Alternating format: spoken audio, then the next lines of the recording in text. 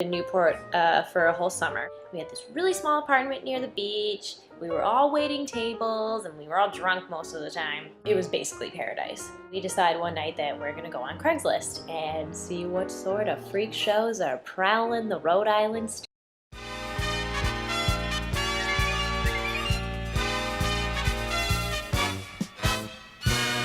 Hello and welcome to another episode of Raccoon TV's Crazy Stories from Comedians. I'm JRD, and my guest with me today is India Pearl. India? Hi, how are you? Doing? I'm good. Yeah. I'm doing all right. Thanks for having me. Yeah. So you have a story for us involving man without clothes, Vietnam vet. Yes. Chasing children down the street. If I remember the bullet points right. Yes. This is the story of Crazy Naked Man. It sounded like it almost sounded like you were going to be like, this is the story of a lovely lady.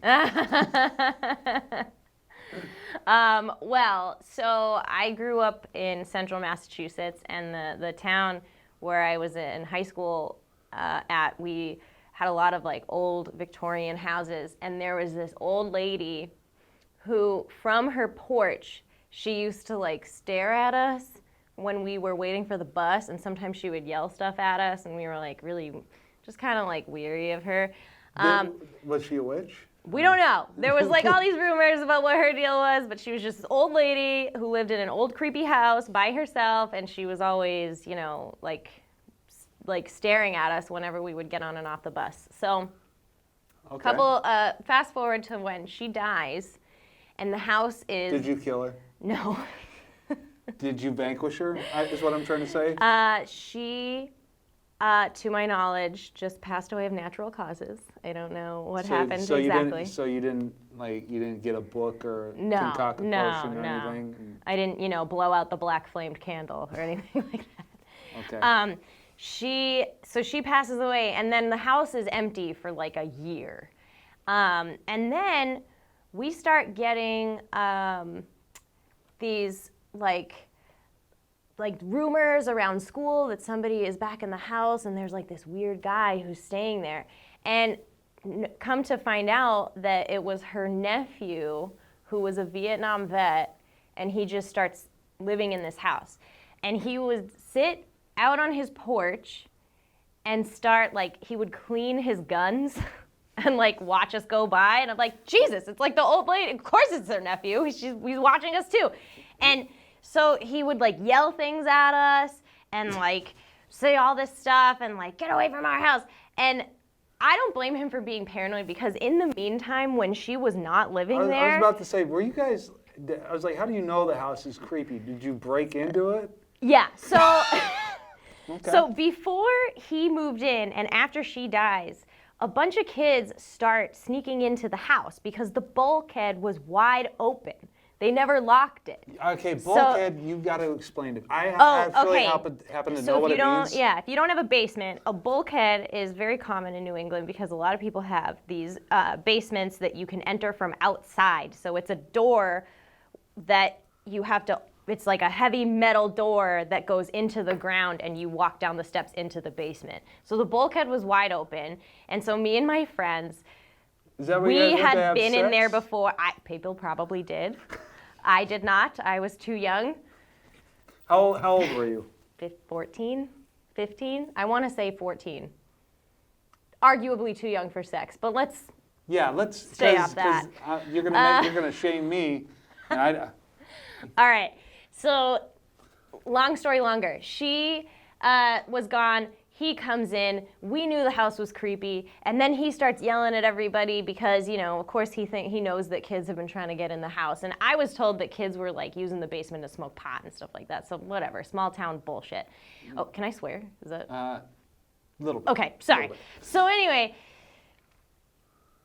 he gets all these plywood signs and spray paint, and he puts all of these signs all over the house, like Millbury pigs suck and like F the cops and all this stuff. So all these people in town start complaining, and the police contacted the family to be like, who owns this house actually? And turns out he wasn't allowed to be there. The house was in escrow, And Oh, so they were selling or not in the escrow. house. Was it- Probate. The house was in like probate, so he wasn't allowed to be there. And the family was like, he can't be there. Like, get him out of the house. He's crazy. Nobody talks to him anymore. He's so nuts. These guns he was cleaning, were they like his old Vietnam guns? They or? were like muskets. They're musket. I'm What? not even kidding. Why like didn't old you- collector guns. Why didn't you bring that up? I said gun. I should have been more specific about the guns. He was So- cleaning muskets But on the front police, porch? yeah, and he would threaten all the kids that walked by because they knew that What, he he knew that just- they'd he been just breaking loaded in. Yeah, he had like a big long I'll shoot you in like thing, 5 and he was like minutes. stuffing the gunpowder in, like, you better stay there, Tommy Fitzpatrick. Everybody in that town is Irish. So anyway, he ended up getting arrested for trespassing, and then they fined him for not having a sign permit because of all his weird things that he hung up on the front of the house. And it was in our little town newspaper, like a big picture of all the signs on the front of the house, and they had to like blur out the swears. all the words? Yeah. And it was in black and white? Yeah, so we knew that he was gone. Like, it was in the paper, he was gone, right? He's done. Yeah, a couple weeks later, me and my friends sneak back into the house. We As go, you do. this time, we're exploring. We're like going up the stairs into the different rooms, and this lady and her crazy nephew, they were hoarders. Like, there was a room that was 3.5 feet tall, just coat hangers. Like a whole thick metal block of coat hangers. Just coat hangers? Yeah, just coat hangers. And just the metal ones? Yeah. Those Maybe are like the- 1 or 2 plastic ones. But Those are the worst ones to get it untangled. was so weird. And then there was like all these old books, and there was like a Civil War uniform hanging on the wall. And Wait. From which side? it was gray. Which one was that? That was the Confederacy. All right, so, Why am I not surprised? right?